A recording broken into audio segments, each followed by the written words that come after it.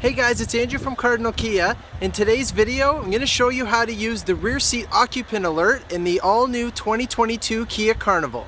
I have in front of me here an LX 3.5 liter in Snow White Pearl. Let's get started. Okay, so the first thing we're going to do is head into the instrument panel to make sure that the feature is turned on.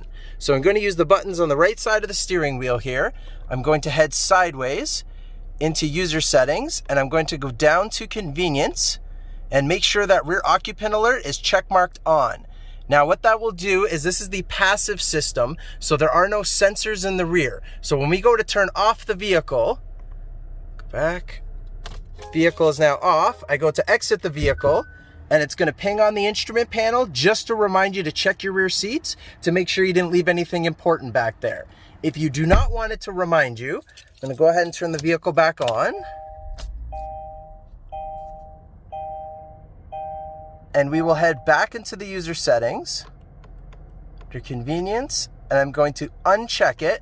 So now when we go to leave the vehicle, it will not ping on the instrument panel to remind you. And that's how you do it.